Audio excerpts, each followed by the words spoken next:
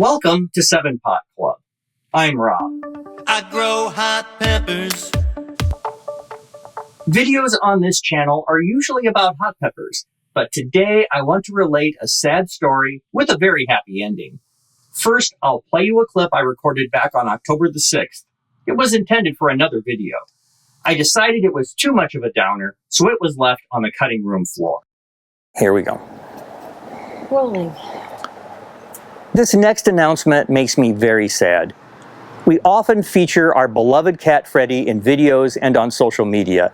He's a very large 17-pound flame point Siamese with blue eyes and polydactyl paws.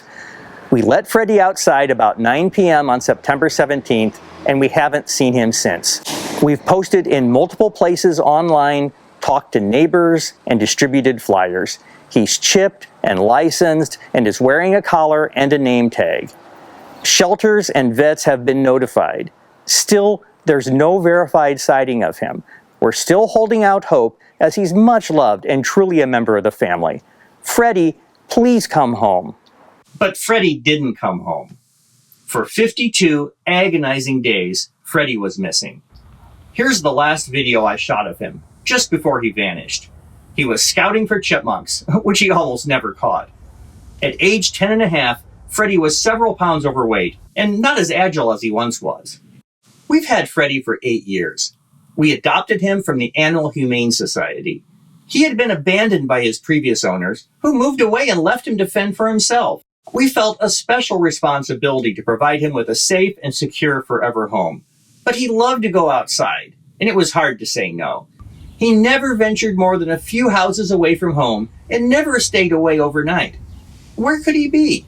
Freddy was not a tough guy, and we really doubted his ability to fend for himself on the hazard-filled streets of the city. As the days turned into weeks, and with winter on the horizon, we began to lose hope.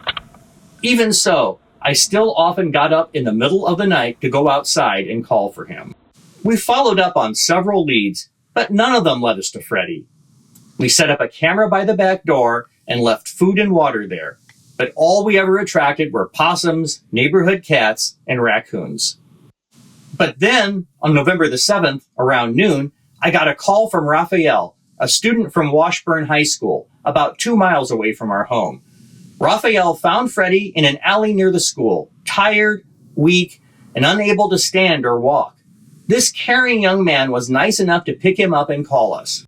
We put Freddy in the car and took him straight to the amazing staff at Lake Harriet Veterinary, where he was cleaned up, checked over, and given meds and fluids. I really need to give a shout out to our vet, Dr. Jessie, who is also our neighbor. She really went above and beyond to help our kitty. She even came to our home the next day to check in on Freddy and give him fluids. So what exactly happened to Freddy during his weeks on the run? We wish he could tell us. It's obvious he was not eating regularly because he lost over half his body weight. A large, big-boned cat, he once weighed in at over 17 pounds. But he only weighed 8 pounds when found. He was dirty, frail, exhausted, and unresponsive. He had eye and ear infections, a lot of cuts and scrapes, and was seriously dehydrated. Freddy would not have lived much longer if he hadn't been rescued. We were pleased to meet back up with Raphael later that day in order to give him the reward, a reward he didn't even know we were offering when he came to Freddy's rescue. It's the least we can do, considering the amazing gift he gave us. I'm filming this in Freddy's Attic Rehab Center. It's now been 2 weeks since we were reunited.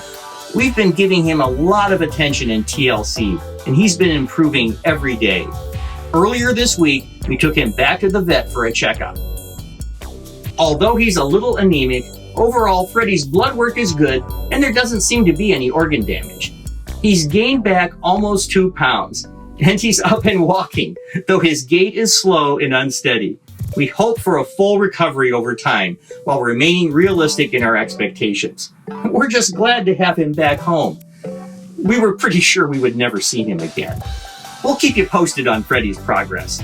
And in case you're wondering, we're planning on keeping him inside from now on. If you enjoy our content and would like to see more, you can help us grow by liking this video, subscribing to our channel, and tapping the bell to be notified when we post new episodes.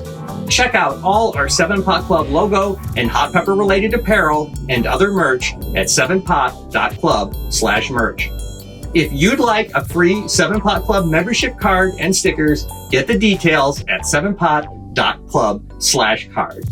And for even more 7-Pot Club, follow our daily exploits on Instagram, Twitter, and Facebook. For 7-Pot Club, this is Freddy, and I'm Rob.